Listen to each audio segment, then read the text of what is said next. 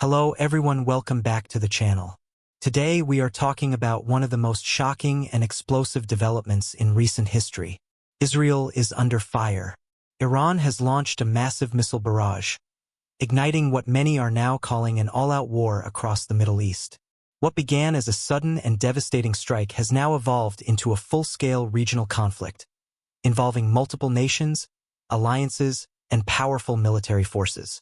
The entire region is on edge, and the world is watching closely as events unfold hour by hour. In the early hours of the morning, reports started flooding in from across Israel, sirens blaring in Tel Aviv, Haifa, and Jerusalem as hundreds of missiles were fired from multiple directions. Iran confirmed that it had launched a coordinated attack targeting key Israeli military installations, communication hubs, and airbases. Within minutes, Israel's Iron Dome was activated, lighting up the skies in a desperate attempt to intercept the incoming barrage. But this time, the sheer volume and sophistication of the attack overwhelmed Israel's defenses. Explosions were seen near critical military zones and even near civilian areas. The attack marked a clear and deliberate escalation, a direct strike from Iran on Israeli soil. This assault did not happen in isolation. For months, tensions had been simmering across the region. From Syria to Lebanon, from Gaza to Yemen, Iran's allies had been preparing for something massive. Hezbollah had already increased rocket fire from southern Lebanon. The Houthis in Yemen had tested new long-range drones aimed toward Israel. Iranian officials had repeatedly warned that continued Israeli strikes in Syria and operations in Gaza would not go unanswered. Now, that warning has turned into action. Iran's military has moved from rhetoric to full confrontation, signaling that the era of proxy wars may be ending, and direct confrontation has begun. Israel's response was immediate and fierce.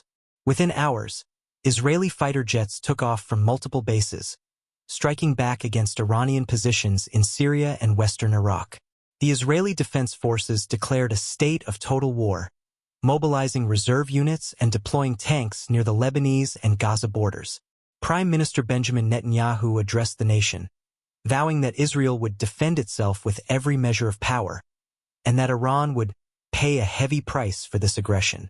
The Israeli Air Force launched wave after wave of retaliatory strikes, targeting missile launchers, radar systems, and command centers believed to be linked to Iran's Revolutionary Guard.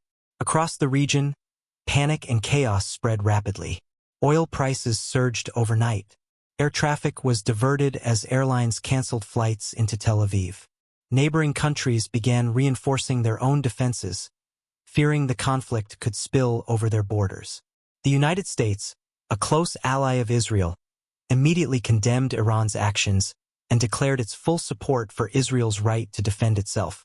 American warships in the Mediterranean were placed on high alert, and U.S. bases across the region went into lockdown. Washington warned Tehran that any further escalation could lead to direct American involvement. Meanwhile, Iran declared that if the U.S. intervened militarily, it would strike American bases across the Middle East. In Tehran, celebrations erupted as state media portrayed the missile barrage as a historic victory and a justified act of defense against Israeli aggression. Crowds gathered in the streets waving Iranian flags, chanting slogans against Israel and the United States. But beneath the celebration, there was also a sense of danger. The Iranian leadership knows that Israel's retaliation could be devastating. Both nations have advanced weaponry and powerful intelligence networks. This is not just a battle between two countries.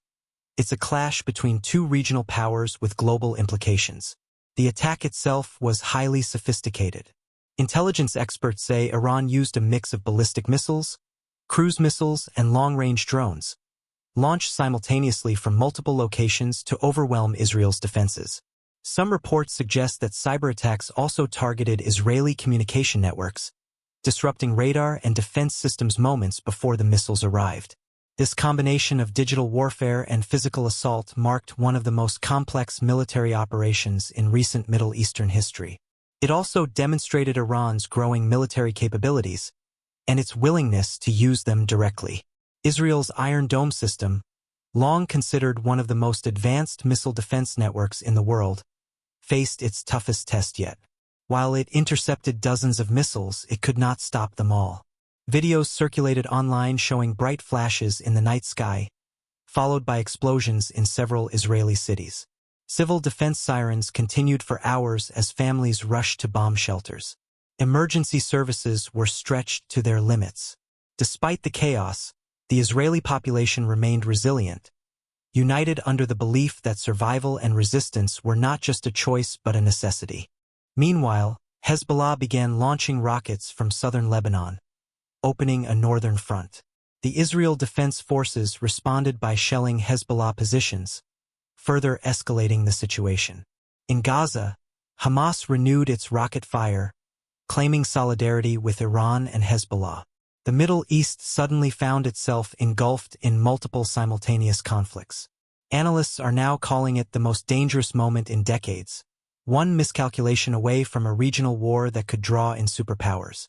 The global community reacted with alarm. The United Nations Security Council held an emergency meeting, urging restraint, though neither Israel nor Iran showed any sign of backing down. Russia and China called for de-escalation but also blamed Western policies for fueling the conflict. European leaders urged immediate ceasefire talks, but the reality on the ground suggested diplomacy was far from reach. The situation was spiraling too fast, too deep. This new phase of conflict carries far-reaching consequences. Israel's military doctrine has always been based on deterrence, ensuring that no enemy would dare attack directly. But Iran's decision to launch a massive strike has shattered that perception. It has redefined the balance of power in the region. The question now is how far Israel will go to restore its deterrence. Some military analysts believe Israel might consider a large-scale strike on Iranian soil, possibly targeting nuclear or missile facilities. Others warn that such a move could trigger a global crisis, dragging major powers into direct confrontation. As both nations exchange fire, the humanitarian cost continues to rise. Civilians on both sides are living in fear. Hospitals in Israel are treating dozens of injured, while in Syria and Lebanon, reports are emerging of collateral damage from Israeli airstrikes. The ripple effects of this war are already being felt beyond the battlefield, in economies, in energy markets, and in global diplomacy. Every new explosion deepens the uncertainty, pushing the region further toward chaos. Iran's leadership appears determined to prove that it can stand up to Israel and challenge U.S. dominance in the Middle East. By launching this attack, Tehran is sending a message that it is ready to fight, even if the cost is high. Yet, inside Iran, not everyone supports this war. There are growing fears among the public that the conflict could lead to devastating retaliation and years of instability. Economic sanctions, political isolation, and the risk of direct confrontation with the U.S. could push Iran into an even more dangerous corner. On the other hand, Israel's military and political leaders are under immense pressure. The attack has shaken public confidence in the Iron Dome and in Israel's intelligence capabilities. Many are questioning how such a massive barrage could have been launched without early detection. In response, the Israeli government has vowed to strike back with unmatched force. The message from Tel Aviv is clear: Israel will not tolerate existential threats. The coming days may see the Israeli military expand operations into Lebanon, Syria, and potentially even Iran itself. The regional alliances are also shifting rapidly. Saudi Arabia and the Gulf states are watching closely, fearing that the conflict could spill over. Some Arab countries that had normalized relations with Israel under the Abraham Accords now find themselves in a difficult position, balancing diplomatic ties with Israel against pressure from their populations who sympathize with Palestinians and oppose war. Turkey has called for mediation, while Egypt has warned that a prolonged war could destabilize the entire Middle East. What makes this moment even more dangerous is that no side seems willing to step back. The attacks, counterattacks, and threats are intensifying by the hour. Each new strike invites a stronger response. This is the cycle of escalation that could transform local battles into a global confrontation. The skies over the Middle East are filled with jets, drones, and missiles, while the ground is shaking under artillery fire. This is no longer just a war between Israel and Iran. It's a war that could reshape the entire region's future. The coming hours will be critical. Both nations are on high alert, and their militaries are operating at full capacity. Intelligence agencies around the world are monitoring the situation, fearing that the next move, a single decision or miscalculation, could ignite something far bigger than anyone anticipated. The risk of cyber warfare, sabotage, and attacks on global energy infrastructure adds yet another layer of danger. As the conflict unfolds, ordinary people across the Middle East are paying the heaviest price. Families are displaced, infrastructure is collapsing, and fear is spreading faster than news. Humanitarian agencies are warning that if the war continues, millions could be affected by shortages of food, medicine, and shelter. The longer this war lasts, the more devastating its consequences will become, not just for Israel and Iran, but for the entire world. This conflict is a stark reminder of how fragile peace truly is in the Middle East. Years of political rivalries, religious divisions, and territorial disputes have built up to this point. Now, as missiles fly and cities burn, the dream of stability seems more distant than ever.